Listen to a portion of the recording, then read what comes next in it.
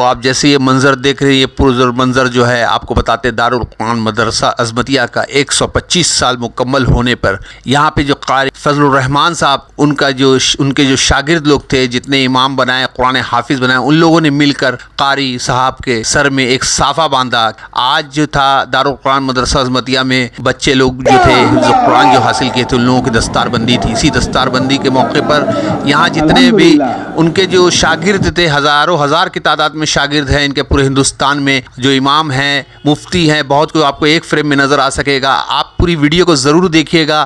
اس کے بعد امام قاری صاحب نے بہت اچھی قرآن شریف کی تلاوت کی، اس کے بعد ان کی ناتی نے نعت پیش کیا، اور اس کے بعد قاری صاحب نے بہت اچھا بیان دیا ہے اپنے زندگی کے بارے میں۔ 60 سال جو گزارے ہیں مدرسہ عظمتیہ میں، کس طرح چلایا گیا، ان کے والد صاحب کیا کرتے تھے، انہوں نے پورا بیان کیا۔ زیادہ بات نہ بڑھاتے ہوئے آئیے سنتے ہیں۔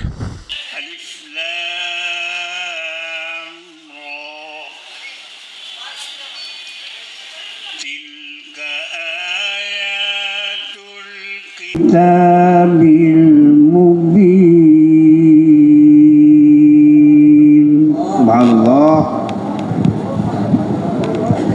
إنا أنزلناه قرآنا عربيا ما شاء الله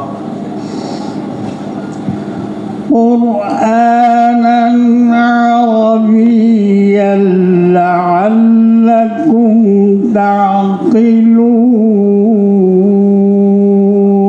ما شاء الله سبحان الله نحن نقص عليك أحسن القصص بما أوحينا ما شاء الله بما أوحينا إليك هذا القرآن الله سبحان الله نعرہ تکبیر تکبیر اللہ وإن كنت من قبله لمن الغافلين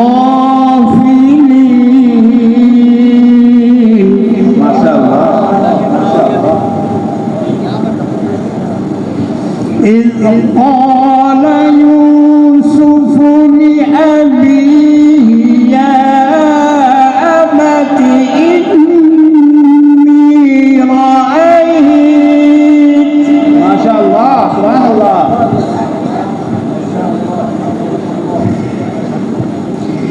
إني رأيت 11 كوكبا والشمس والقمر ما شاء الله ما شاء الله سبحان الله والشمس والقمر رأيتهم لي ساجدين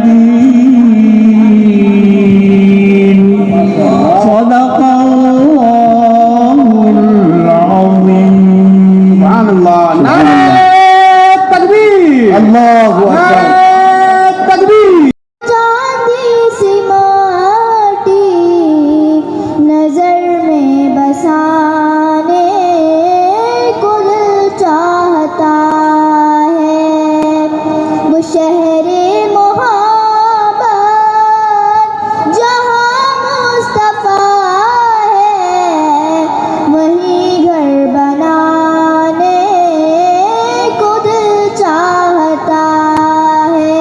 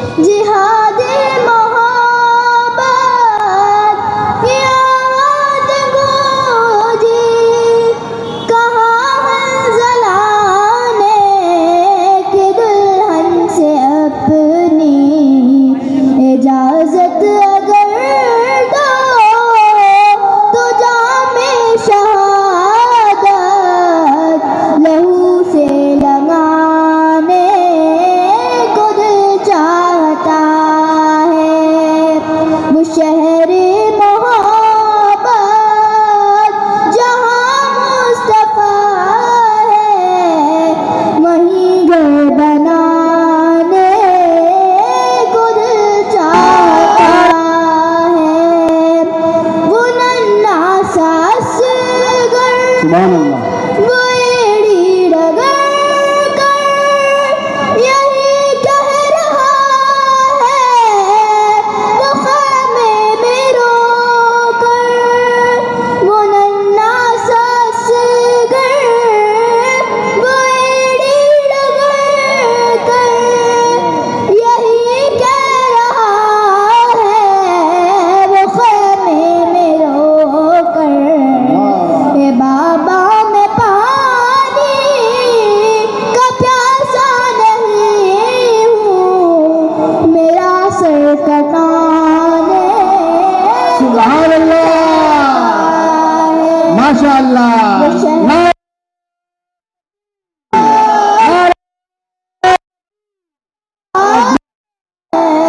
وہی گھر بنانے کو دل چاہتا ہے، وہی گھر بنانے کو دل چاہتا ہے. سبحان اللہ. سبحان اللہ. سبحان. اس کی خدمات اور اس کی 125 سالہ روداد آپ حضرات نے سماعت فرمائی. جی تو بہت کچھ کہنے کو کیونکہ 60 سال کا تجربہ معمولی نہیں ہوتا ہے. ایک شعر پر اتفاق کرتا ہوں کہ اس وقت کلکتے کی جو حالت تھی، قرآن پڑھنا لوگ جانتے ہی نہیں تھے. میرا بھی اپنا تجربہ ہے کہ لوگوں کو واقعتاً قرآن شریف پڑھنا نہیں آتا تھا. مساجد کے ائمہ صحیح قرآن نہیں پڑھنا جانتے تھے، مگر ایک واحد شخصیت ہمارے ابا جان والد بزرگوار حضرت قاری عبدالقوی صاحب نور اللہ مرقدہ نے کلکتے میں قرآن کی ایک آواز لگائی، اور ان کی آواز پر لبیک کہتے ہوئے ہزاروں ہزار کی تعداد میں حفاظ بہار سے، اڑیسہ سے، یو پی سے اور بنگال کے تو تھے ہی، تو گویا